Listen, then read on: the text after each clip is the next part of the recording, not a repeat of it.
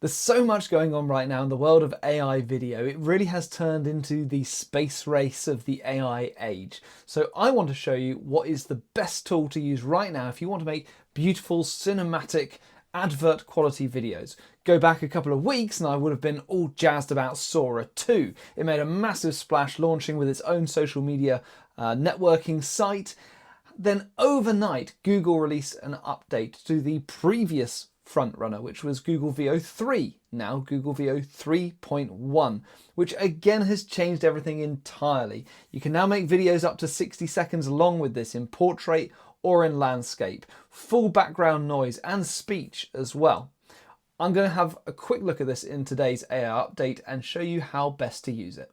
Contrary to popular belief, this is not best used via Google Gemini.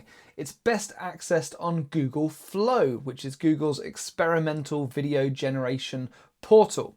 When you log into Google Flow, it looks a little bit like this. Now, you are strictly limited on a free account to, I think it's 100 tokens per month. Which only really will make you 2 or 3 videos in the course of a month. So you had to pay £19 per month to get a decent amount of video in your monthly allowance. If we select new project, you'll see that this is a great improvement compared to the very basic controls that you get on Google Gemini. Now this looks like any other LLM. You type your prompt in the box here and it generates a fantastic video for you. But there are settings before we do that worth looking at. So what we're doing here is text to video. You can also do frames to video where you can set the first and last frame of the video, which gives you far greater control over what it's going to look like in the end. You can create those images first on ChatGPT or Gemini or Midjourney and make the first and last frame of your video, and Google Flow will then create the filling in the middle. Gives you far greater control over the aesthetic and the final appearance of your video.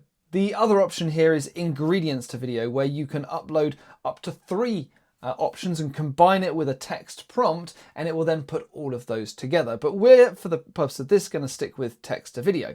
Over on the right hand side here, we can also choose between landscape and portrait, and we're going to stick with landscape. I'll explain why in a minute. And how many outputs per prompt. So if you set this to 2, every time you prompt it, it will make 2 variants of that video. It's good for choice, but it also uses up your tokens much quicker. So I'm going to stick with 1 and focus on giving it a really great prompt. Then we have what model of Veo you want to use, and use Veo 3.1 as a great upgrade on Veo 2, but you can choose between quality and speed. So depending on what your priority is, we'll stick with fast. So I'm going to go ahead and put my prompt in here. I've got a prompt here for a as yet untitled, highly secret video project. And as you'll see, my prompt is really, really thorough. You can be as detailed as you like. You can give details about camera angles and the aesthetic, what kind of animation you want, and of course, what kind of sound you want. Include speech in quotation marks if you want them to say specific lines. Otherwise, describe the ambient background noise that you want to accompany the video with. Make your prompt as thorough as possible. Let's go ahead and submit that. Now, while that's working away, let me explain the other great advantage of using Google Veo 3.1. When this is finished, it's going to give me the option to extend the scene. And I can do that multiple times to create a much longer clip. In fact, up to 60 seconds long. And if you think about advertising, even on the telly or on social media, 60 seconds is more than you need, probably actually shorter. So the possibilities that this opens up, being able to create AI videos that are far longer than the standard 5, 6, 7, 8 seconds that most platforms have been capable of doing to date, the possibilities are really endless. And I mentioned earlier that I was choosing landscape over portrait, and normally when I'm creating stuff for social media, I prefer to make it in portrait. But currently with the Google Veo platform, you can only extend videos if you create them in landscape in the first place. So if you do want to make those longer clips, make them in landscape. You can always crop them later if you're desperate to have them in portrait, but the original video should be made in landscape. Okay, so here we go. So I've now got my finished video. There we go, a plucky robin struggling against a snowstorm.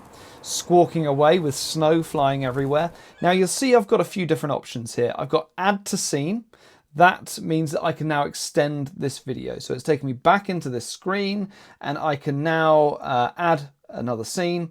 I can either extend the existing video to make a continuation of what I've already made, or I can jump to a new scene. Now coming back out of there, I've also got another option here, which is to edit the video that's been made. So if there's something that's not quite right about this, I can add in elements and say, give them a purple hat, and it will keep the video the same, but add that extra element in.